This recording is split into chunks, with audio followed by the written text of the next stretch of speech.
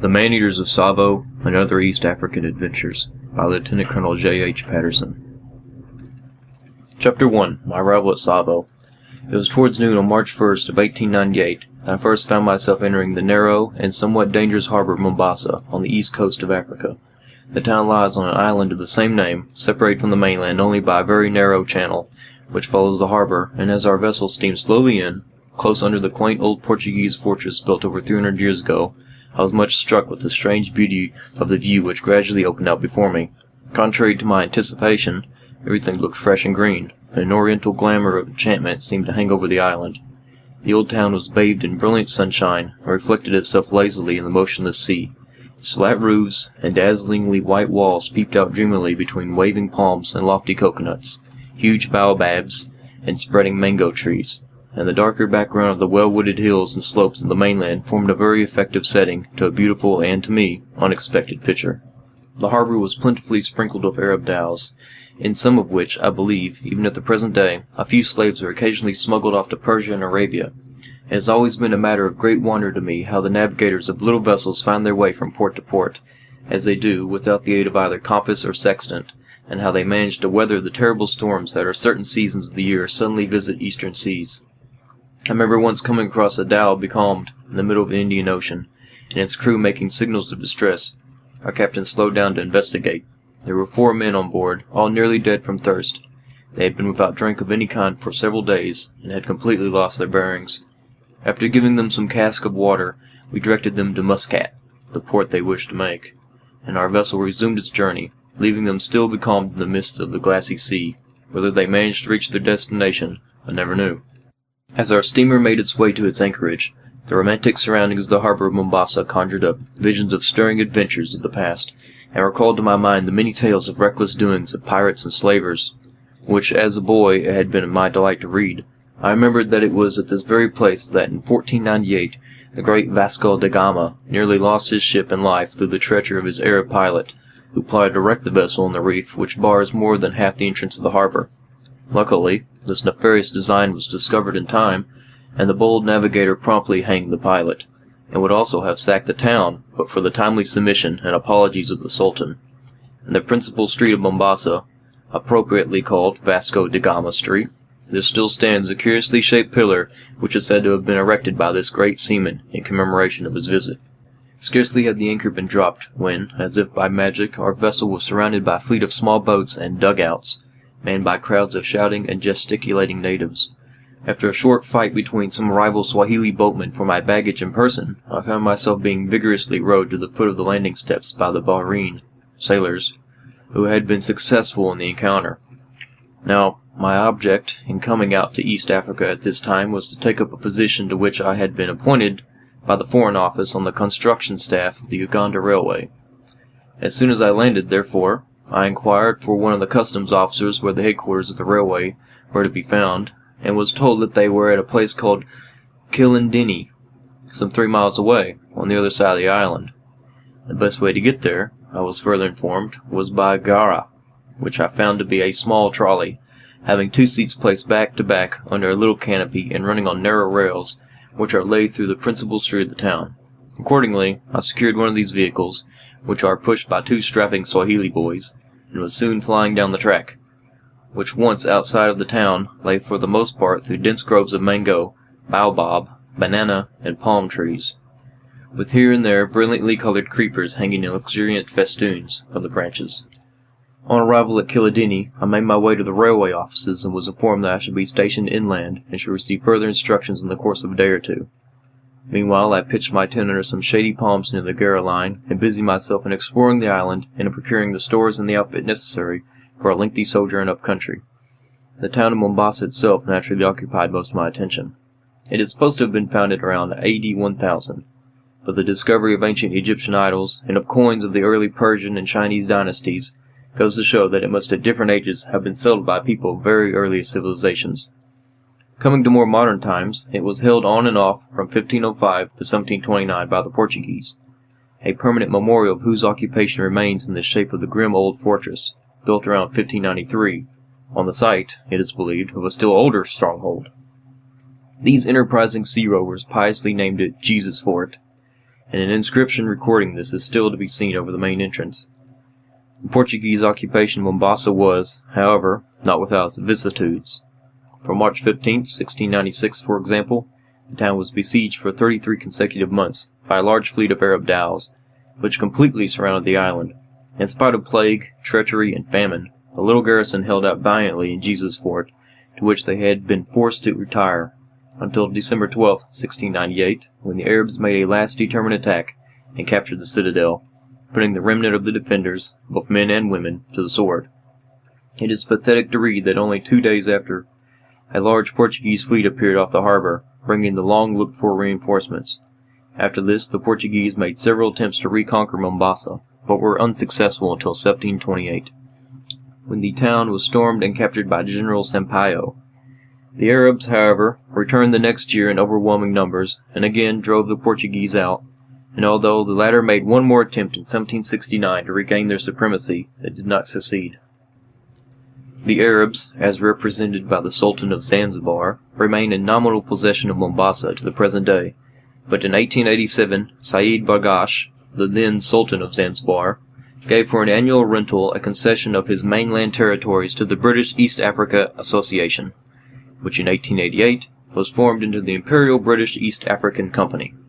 In 1895, the Foreign Office took over control of the company's possessions, and a protectorate was proclaimed, and 10 years later the administration of the country was transferred to the Colonial Office.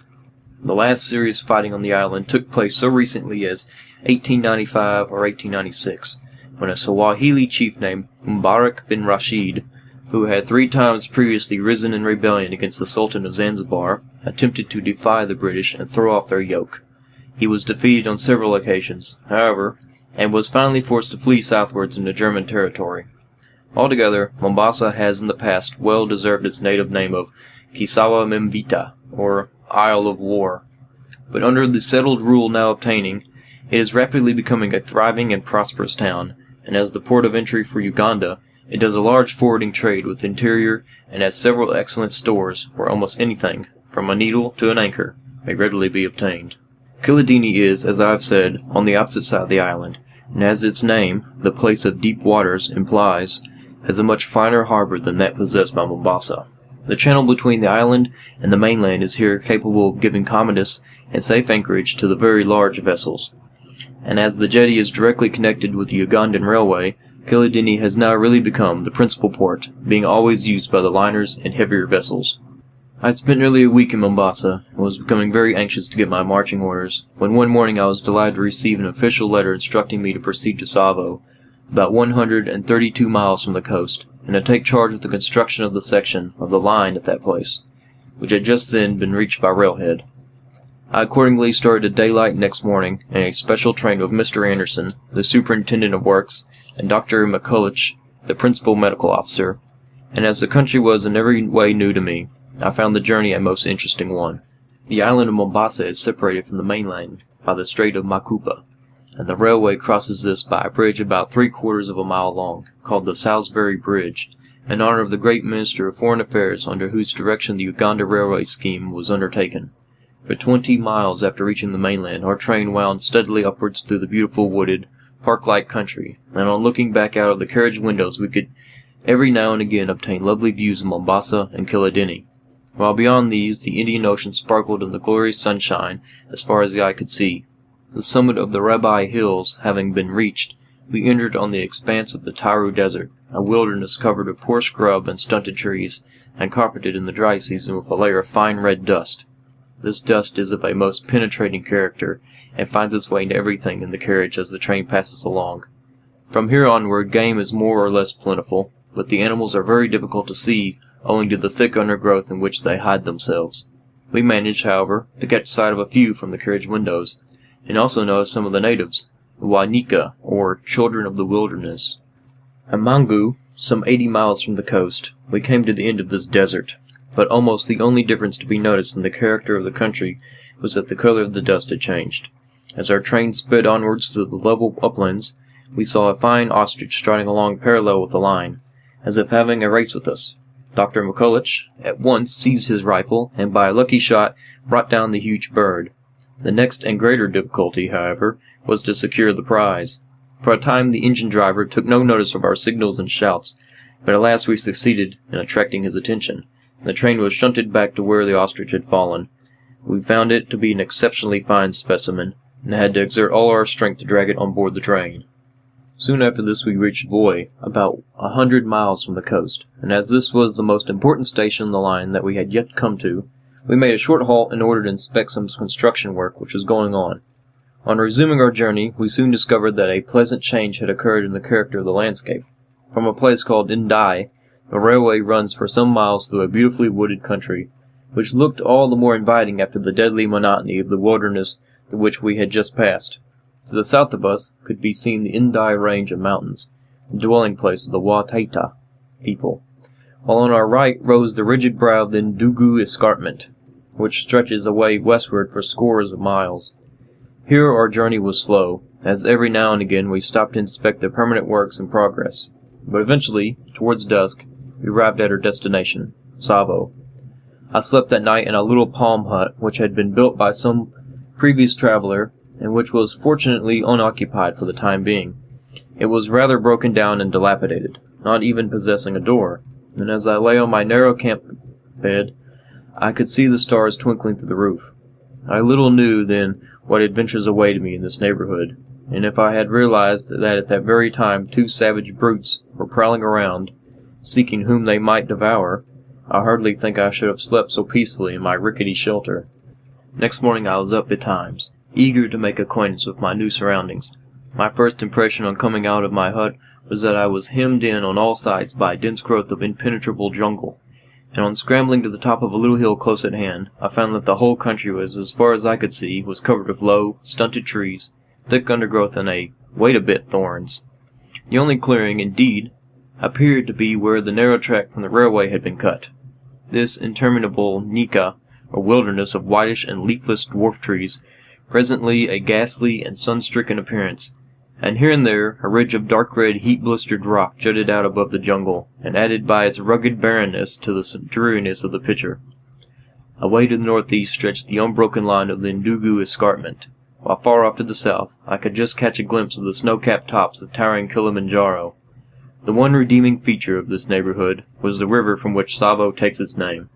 This is a swiftly flowing stream, always cool and always running, the latter being an exceptional attribute in this part of East Africa, and the fringe of lofty green trees along its banks formed a welcomed relief to the general monotony of the landscape. When I had thus obtained a rough idea of the neighborhood, I returned to my hut, and began in earnest to make preparations for my stay in this out-of-the-way place. The stores were unpacked, and my boys pitched my tent in a little clearing close to where I had slept the night before, and not far from the main camp of the workmen. Railhead had at this time just reached the western side of the river, and some thousands of Indian coolies and other workmen were encamped there. As the line had to be pushed on with all speed, a diversion had to be made, and the river crossed by means of a temporary bridge. My principal work was to erect the permanent structure, and to complete all the other works from a distance of 30 miles on each side of Tsavo. I accordingly made a survey of what had to be done, and sent my requisition for labor, tools, and material to the headquarters at Kilindini. In a short time workmen and supplies came pouring in, and the noise of hammers and sledges, drilling and blasting, echoed merrily through the district.